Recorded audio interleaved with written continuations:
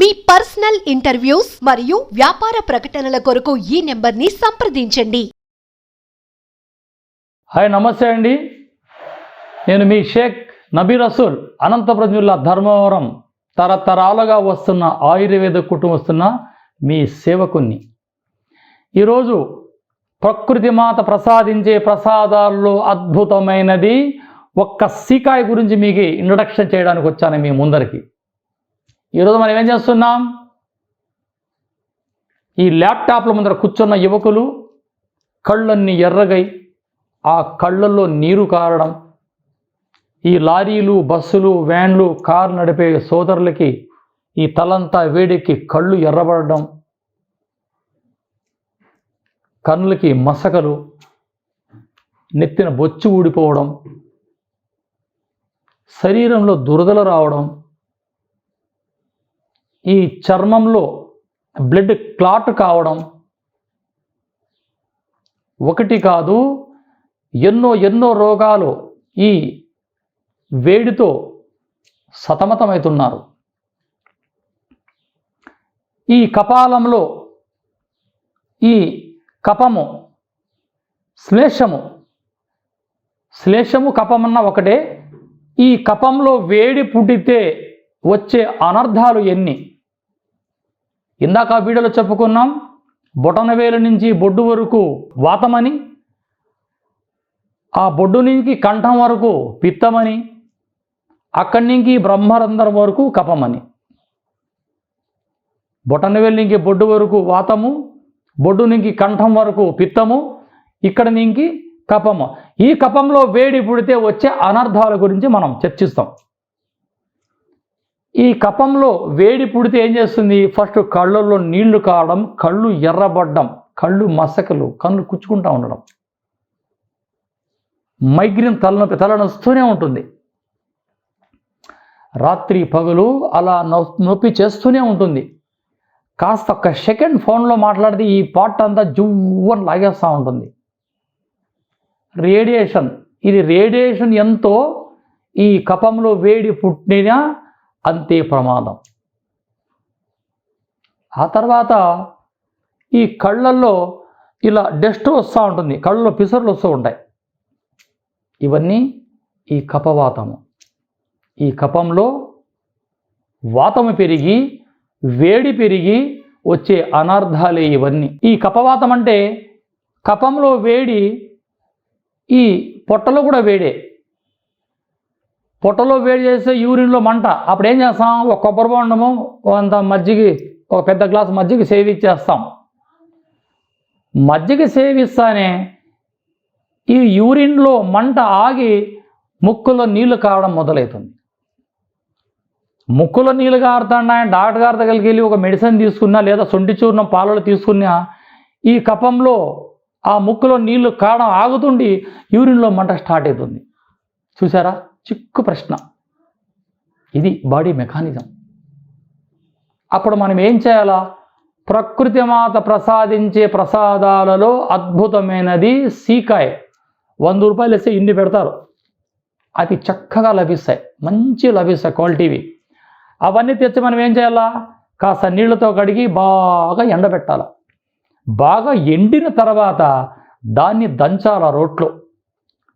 రోట్లో దంచి అందులో గింజలు తీసేయాలి. ఆ రోట్లో దంచి అందులో గింజలు తీసి దాన్ని మెత్తని పౌడర్ చేయాలి. ఈ పౌడర్ని ఒక గిన్నెలో వేసుకుని అలా కలిపి గంట ముందు కలిపి పెట్టాలి.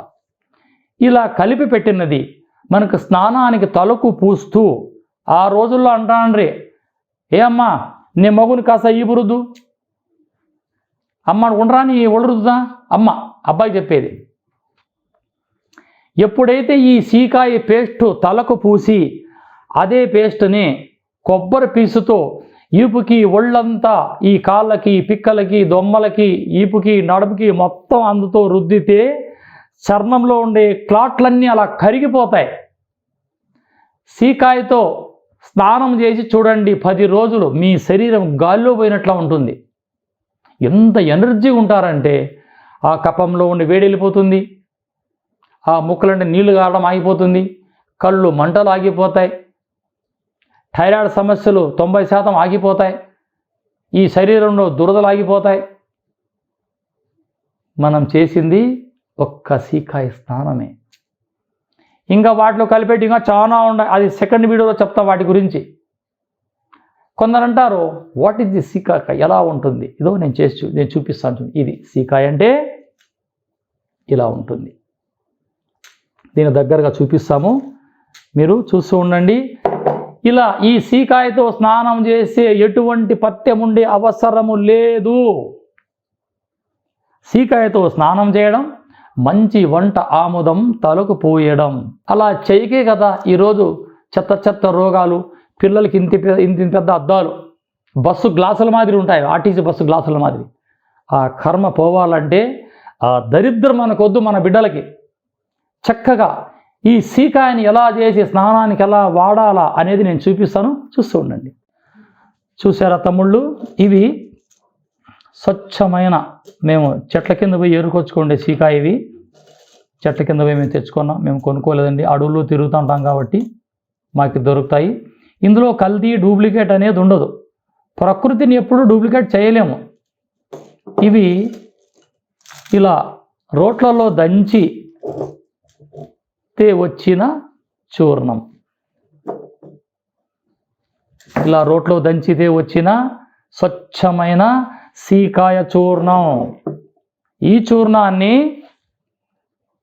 స్నానానికి, చూసారా, అలా సీకాయలు దంచి వచ్చిన ఈ చూర్ణం మీకు స్నానానికి ఎంత కావాలా, తలకే కాదు ఒళ్ళుకు కూడా సరిపడినంత, స్నానానికి గంట ముందుగా వీటిని ఒక గిన్నెలో అలా పేస్ట్ మాదిరి కలిపి పెట్టి ఇది తలకు పూసుకొని అలా నురుగు వస్తుంది. సేమ్ మన షాంపూ మాదిరి ఈ సీకాయ రుద్దినామా అలా నురుగు వస్తుంది. వీటిని, ఈ పేస్టుని మనం ఒళ్ళంతా పూసుకొని అలా కొబ్బరి పీసుతో అలా రుద్దుకోవడం మొదలు పెట్టామా, చర్మంలో క్లాట్ అన్నీ కరిగి శరీరం చక్కటి వజ్రదేహంగా మారుతుంది. ఇది ఎటువంటి సైడ్ ఎఫెక్ట్ ఉండదు.